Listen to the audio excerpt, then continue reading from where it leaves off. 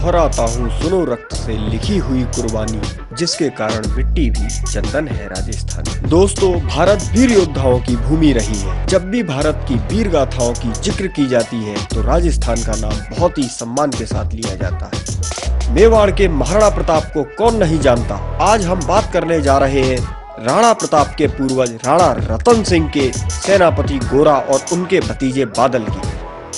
गोरा और बादल इतिहास के दो ऐसे योद्धा हैं जिनकी वीरता की गौरव गाथा पंडित नरेंद्र मिश्र के शब्दों में आज हम आपको सुनाएंगे। रावल रतन सिंह को छल से कैद किया खिलजी ने, काल गई मित्रों से मिलकर दगा किया खिलजी ने। खिलजी का चित्तौड़ दुर्ग में एक संदेशा आया, जिसको सुनकर सख्त शौर्य पर फिर अंधियारा छाया। अलाउद्दीन खिलजी ने रानी पद्मिनी को देखने की इच्छा जाहिर की थी। सेनापति गोरा इसके लिए बिल्कुल भी तैयार नहीं थी। राणा रतन सिंह ने कुछ राजनीतिक विचारधारा को लेकर गोरा को अपनी सभा से निकाल दिया और अलाउद्दीन खिलजी को रानी पद्मिनी के दर्शन कराने के लिए हाँ कर दी। सेनापति गोरा अपने इस अपमान के बाद जंगलों में चले गए। अलाउद्दीन खिलजी ने राणा रतन सिंह को धोखे से कैद कर लिया और अपने महल दिल्ली ले गया। दिल्ली से चित्तौड़ के लिए संदेशा भेजा कि अगर राणा रतन सिंह को जिंदा चाहते हो तो रानी को 10 दिन के अंदर खिलजी के हवाले कर दो। अब चित्तौड़ को इस मुसीबत से बचाने वाले गोरा तो महल छोड़ के जा चुके थे। अब रानी पद्मिनी गोरा को ढूंढने निकल पड़ी और गोरा रानी पद्मिनी को बिजौलिया के जंगल में एक पेड़ के नीचे बैठे रुष्ट हुए बैठे थे। सेनापति गोरा रणधीर, जिनसे रण में भय खाती थी खिलजी की शमशीर। रानी पद्मिनी सेनापति गोरा के पास गई, गोरा को मनाने का प्रयास किया, लेकिन गोरा तो बहुत ही गुस्से में अपने अपमान की ज्वाला को दबाए बैठे थे। रानी पद्मिनी गोरा के पैरों में गिर पड़ी। बोली पद्मिनी, समय नहीं है वीर क्रोध करने का, अगर धरा की आन मिट गई घाव नहीं भरने का। गोरा एकदम पीछे भागे, रानी के सामने हाथ जोड़ के खड़े हो गए और बोले, महारानी तुम सिसोदिया कुल की जगदम्बा हो, प्राण प्रतिष्ठा एक लिंग की ज्योति अग्निगंधा हो। जब तक गोरा के कंधे पर दुर्जय शीश रहेगा, महाकाल से भी राणा का मस्तक नहीं कटेगा। तुम निश्चिंत रहो महलों में, देखो समर भवानी, और खिलजी देखेगा केसरिया तलवारों का पानी। राणा के सकुशल आने तक गोरा नहीं मरेगा, एक पहर तक सर कटने पर धड़ युद्ध करेगा।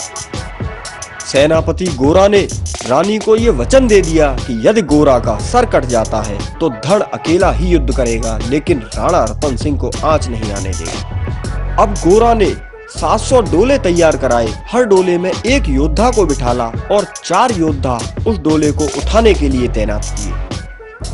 हर डोली में एक वीर था, 4 उठाने वाले, पांचों ही शंकर के गढ़ की तरह समर मत वाले। कर अंतिम प्रणाम चढ़े घोड़ों पर सुबट अभिमानी, देशभक्ति की निकल पड़े थे लिखने वो अमर कहानी। अब गोरा 700 डोलों को लेकर खिलजी के महल पहुंच गए और खिलजी को संदेशा भेजा कि रानी पद्मिनी अपनी 700 सखियों के साथ आई हैं, लेकिन एक शर्त है, पहले रानी पद्मिनी राणा रतन सिंह से मिलकर देखना चाहती हैं कि राणा जी सकुशल हैं या नहीं। खिलजी ने इस बात के लिए हाँ कर दिया। सेनापति गोरा ने अपने भतीजे बादल से कहा कि मैं राणा जी को आजाद कराऊंगा और तुम राणा को लेकर सीधे चित्तौड़गढ़ के लिए निकल जाना। राणा सकुशल चित्तौड़गढ़ पहुंच जाने चाहिए। बादल ने कहा, काका, राणा जी को चित्तौड़ पहुंचाने से पहले यदि मौत भी आई तो मैं मौत को भी धोखा दे दूंगा। आप अब गोरा बादल को कहते हैं, मेरे लाल लाडले बादल, आन न जाने पाए, तिल तिल कट मरना मेवाड़ी मान न जाने पाए। तो फिर आ बेटा बादल, सीने से तुझे लगा लूं, हो न सके शायद अब मिलन, अंतिम लाड़ लड़ा लूं।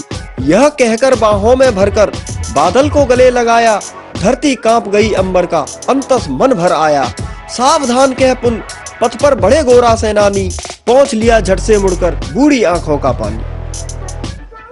अब गोरा बादल दोनों राणा के पास पहुंचे। राणा को देखते ही गोरा और बादल दोनों खिलजी के सैनिकों के ऊपर टूट पड़े।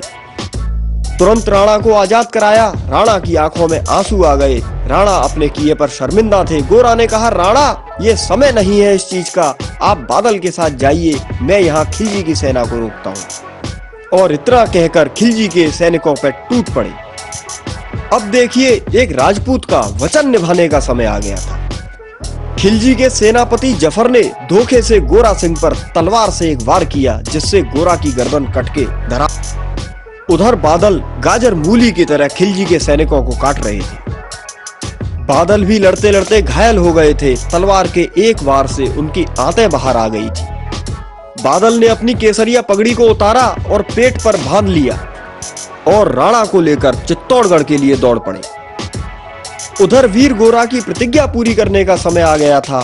बिना गर्दन के सिर्फ धड़ खिलजी के सैनिकों को रोक रहा था, और मगर वहारे मेवाड़ी गोरा का धड़ भी दौड़ा, किया जफर पर वार कि जैसे सिर पर गिरा हथौड़ा।